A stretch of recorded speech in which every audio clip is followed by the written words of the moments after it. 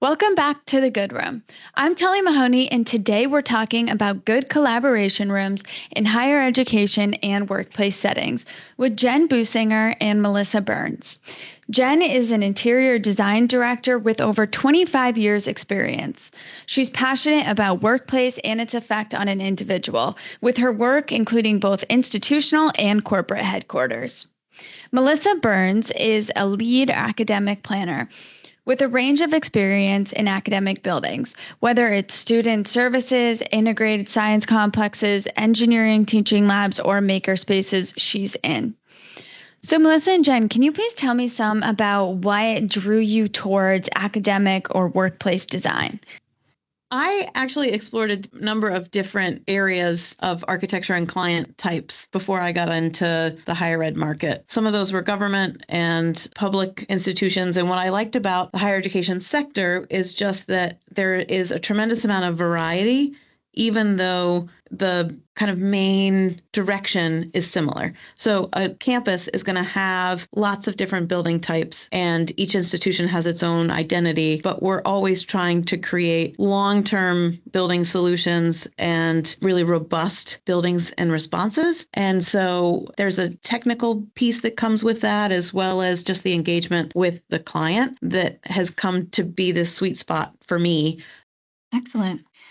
Let's see. Workplace took a little bit of time for me to get to as well. Early in my career, I dabbled in a couple different things, including healthcare and some even long-term facilities, a little bit of institutional work. And it was really when we started doing some deeper diving into the early stages of programming on workplace projects. It just really struck a chord with me on what is the company's vision and then how it relates to each individual's daily life in a workplace, if they're in an office, essentially, is really how it started. And then from there, having been well over 2 decades at this point, workplaces really evolved into so many different types, choices, all of those ideas and items are very exciting to me. So from the individual's experience to the team's experience to the company's overall mission and goals is really just what makes me tick. Jen, you had just touched on the evolution of the workplace and how it's kind of constantly changing.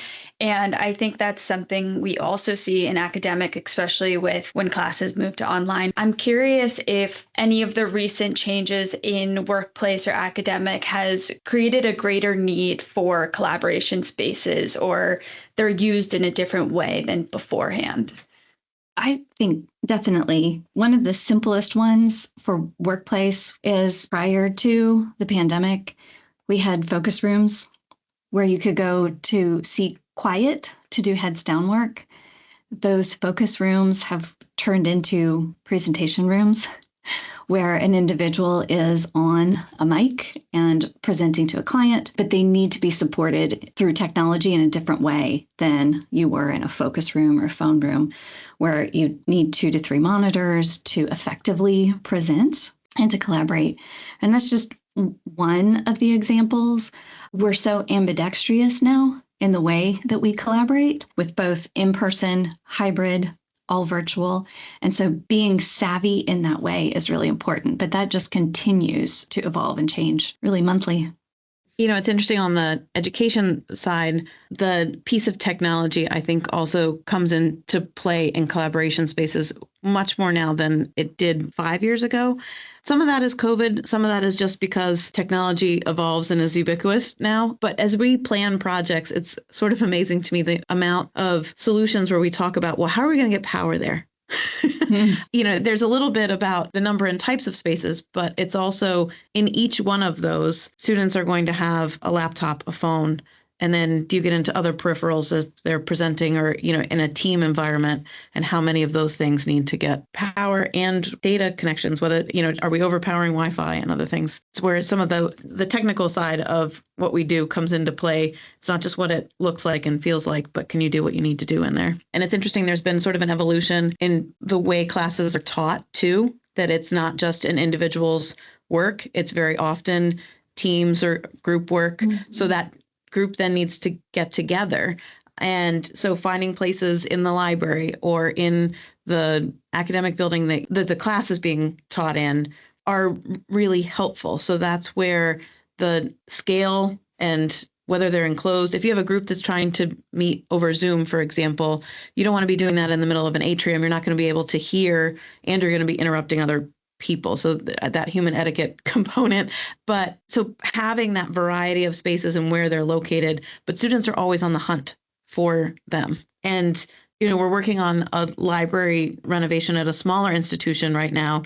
And it's fascinating the way that students find their place. It's a very complex building, and they might spend their whole first year learning the library and finding their place. And then they've got their carrel that's like where they sit for the remaining years. But they have more technology in their huddle rooms and other things now to be able to have multiple students gathered together instead of it being a singular kind of student working by themselves. I think the students, when they hit the workforce, then are also really good at finding places within their own offices as they move into it and really become drivers into what's next for the workplace as they're coming from whatever institution that they were in. It really seems that our higher education does really well in supporting students with what they need, the tools they need, the spaces they need, or they make the spaces they need, and they have the freedom to do so on a campus. Whereas when you move into a workplace, if there's not that freedom, it's like, well, this would work for what we want. So this is what I would like to use this room for. Can it? And so to me, it's really kind of exciting to see even what kind of platforms or technologies or softwares that the students are utilizing and how that will change what is happening in the workplace and change what's next. I think back to really when I first started coming out of architecture and design school with these exciting ideas on what your environment can be in a workplace, and then being hit with the reality of a bunch of private offices without any natural light and just nightmarish, almost awful spaces you wouldn't want to spend any time with, and thinking, whoa, what this could be so different. And that it was really a slow evolution, or at least it felt slow, from someone coming right out of college going, could we maybe put some windows and color into the space? Could we maybe think about the company's vision and mission and branding? When a branded space kind of came online, it was revolutionary and it seemed pretty logical. But all of these things are here for the taking. It's just a matter of pulling those things together. I like the way that you put it, because I think of academics kind of gearing us up to go into the professional world, and the impact is more in that direction, that professional life is impacting academic. But I like reframing that it's not necessarily that case. It kind of comes around full circle too, in terms of you have the students that are coming into the workplace, but then you also have faculty and staff that are comparing their options working at a university with working in industry. And, the freedom and the flexibility that comes with some of those workplaces, and trying to think about how much space do we really need to dedicate to offices, and that ownership piece, which sometimes becomes the thing that faculty really hang on to, that, I need somewhere for my books, and I need somewhere that's my students know where to find me, and that is my place. But they still want to get out and, have that collaboration with their own departments, and then also that interdisciplinary nature of being able to run into somebody from a different department and start talking about something that they didn't know that they even had in common. So it's been fun to see that kind of coming into the mix as we think about how to design and program buildings that are heavy office components within the higher ed world. At my campus, we had one building that was connected to faculty offices, and then there was kind of an open area where a lot of the students would work. I saw a lot of teachers were also using that. So they would go there and they would talk to other teachers, and it was helpful as a student. Sometimes you'd see the teacher that you were working on that homework and you're having trouble with it, and they walk by and you can flag them and have them come over. Another thing I was thinking about is there's kind of different types of collaboration. So we might meet to brainstorm something, or we might meet because we have targeted metrics to hit today, or we're presenting something. And I imagine that each type of collaboration needs maybe a different type of room. How do you think about the different types of collaboration people might be doing? That's a really good question. in the workplace world, the first thing that we need to do is understand, what does the employee need? And that will vary depending on what their role is, what their job is, what their team does, how their team works. List goes on and on and on. And from there, you're taking those pieces and putting together this puzzle of, all right, what are the types of spaces that are necessary? And then giving choice from some that might have 3 walls of whiteboard and a video on one side. The table might be rotated depending on how people are collaborating in there. Are they content sharing, or are they connecting with people from another office? So they've got a hybrid. Might be both. That room could handle either. The acoustics should be pretty good. We want to think about camera angles when it is a video conferencing type room. But then we also have spaces where people are pulling out materials and are sketching over their computer generated drawings, and then also walking through a model on a screen. And so it's a very collaborative work session that multiple people are inputting into, and is maybe not remote at all, but all within that space, but it's still combining both technology and analog. And then we also create spaces that are for just, let's go sit and have a conversation. And those can be both private, just in a pleasing room. Maybe the color scheme's different. Maybe we've got lounge furniture versus task seating for doing more intense jobs. Or it could be an open seating in the break area. So it's understanding the need and then beginning to put together these different tools.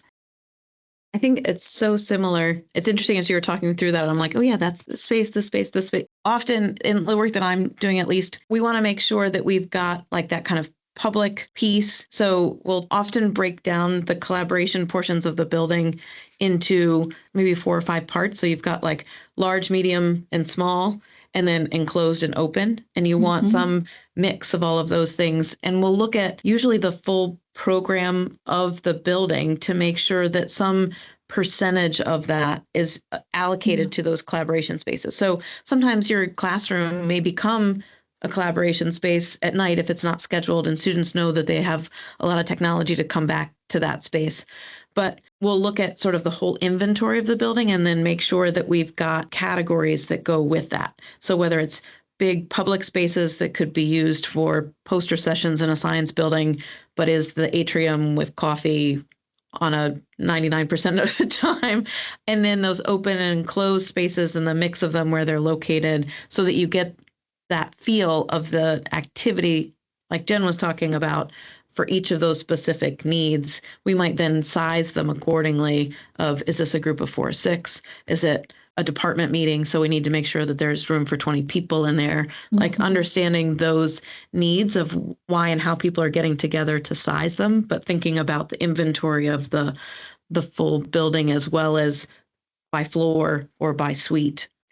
What are your thoughts on outdoor collaboration spaces? Kind of knowing all the facts that it helps with not only just making us happier people, I think, being outside, but there's some studies that say it boosts creativity and productivity as well.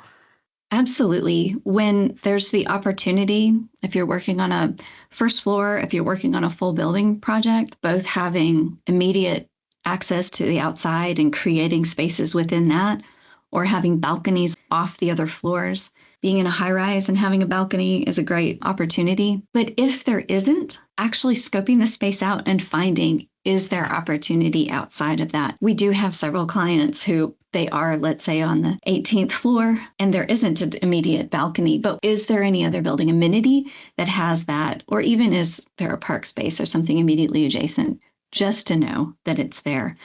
But absolutely, the studies and just getting access to natural light, access to natural air is a huge boost to the human thought process. Because we work nationally, it's always funny the difference in climate and what that means for the opportunity for outdoor spaces and not. One institution in Florida, there were a number of buildings that were smaller because they used the outdoor space to kind of connect them. And that was really like their atrium space, but it was outdoors. So you could have tables and other things that were part of that circulation path, the see and be seen kind of portion of the building. because the weather was beautiful. Conversely, in Buffalo, where we have a project under design right now, all the buildings are connected with bridges and like internal corridors because it is really uncomfortable a lot of the year to be going outside. Yeah. And they don't get a lot of sunlight and other pieces. So then you have to find other ways, similar to the 18th floor that Jen was describing of like, what are the views or the things that you can build in to kind of mimic that to help with that wellness component when being outdoors during the academic year might not be so comfortable. Yeah, I could definitely see that it's very climate driven. Do you also think about sprinkling private spaces so people can move from a collaboration zone and then move into more of a private work session and move back and forth between those? What are the private spaces looking like? There do still tend to be some private offices. It's necessary for some people's job. That's one thing we're really trying to focus on, though, is what does your job require? In some cases, it is a private office that the door can close and there's collaboration within it because they're meeting so constantly with other department heads or other team members that it just makes sense that their private space have both. However, there's many where the open office environment having immediate adjacency to small conference rooms for certain staff members, and they may have a more limited ability to be scheduled by others, that there's maybe only 5 people that use that one room or something like that. So there is a sprinkling of these focus or even presentation rooms. And then one of the other areas that we're really test piloting in a couple places is that in the open office environment, it tends to be a bit of a buzz, right? It's not a loud, but there are conversations and people are working with one another next to you. That you may have your headsets on when you're doing heads down work, but sometimes there's a need for just kind of complete silence. And if people have a flex schedule, they may choose to work from home that afternoon because they know they're going to be able to get that quiet at home. But some people also don't have quiet at home as well. So we're also creating these, well, taking a nod from our academic partners, library spaces that are cone of silence, if you will, where you enter that space, your cell phones are off. You're not on phone calls on your laptop, but you have the ability to plug in and have your desktop set up in a very quiet space. If there's other people working in that room, you know they're there for the same reason. Those tend to not be sprinkled, but a very intentional, it's kind of your do not disturb visual cue as well to the entire office. One of the things that we tend to do is to make sure that those enclosed study and meeting spaces have some elements of glass in them so that even though that might be private acoustically, that you can still, from a safety factor, be able to see in and see out. One thing that I have seen a lot, and this really is going back even 8 years or so, is I call them the social stair. So inside, an atrium or a large public space, the occupied stair. So the ability to have students meet in groups or individually, it becomes an option for seating for performance or something else that kind of has this multiple use. But the thing that surprised me the most was when we installed one was that students would sit there individually. And it almost felt like to them that they could disappear. Whereas I was thinking of it as more of, if you're the one person sitting on the stair, like you're the one person on the stair, like you're more obvious, but it didn't seem that that was the way students operated. So it was an area for them to be able to be individual, to be alone in an environment where there are lots of people going around without necessarily feeling like you're sitting at a table by yourself. And that was very interesting to me. That's fascinating. And one other question off of the space planning topic, how do you think about the connection of a collaboration space to the main working section? I think that might be one piece that's a little different between the two, because in academics, you've got spaces where people are gathering for a specific purpose, sometimes a large number of them, in a teaching lab or a classroom or an auditorium. And so a lot of times the collaboration space wants to be proximate to that so that it's a little bit of a waiting area, so that you've got a space where if you are doing group projects one day and your team needs to meet up before class, that everybody's going to be there right outside the teaching lab, and then you go in. Then afterwards, by having that space right outside, you're more apt to continue that conversation because you're right outside the door, as opposed to if you go down the hall or you're a floor below, there's so many distractions and interruptions between that point that you're not likely to come back to that conversation. So we're trying to think about extending that academic environment in a collaborative, fun kind of way. But that's where the location matters with those pieces. And then there's another type of space that we like to provide near faculty offices so that, as you were describing, Tully, that you could flag a faculty member to help with your homework, that if you had a set of math problems that you were working on, then that there's a study area that's near the math department, you might go work on that work near them so that you can ask questions. There might be TAs or tutoring sessions that happen as well. So knowing those different sort of planned but yet unplanned interactions that you might have in each of those spaces comes into play when we think about the location.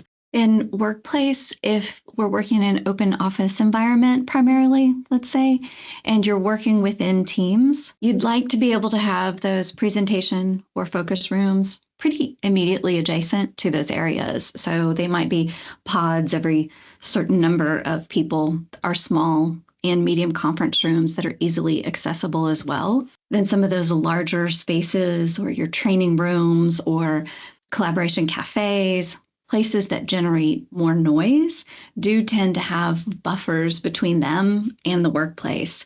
So we'll have some of the open seating or reception might be off of that, something that creates that sound buffer away from the open office environment. But that accessibility and then accessibility to the different types is really what we're looking for.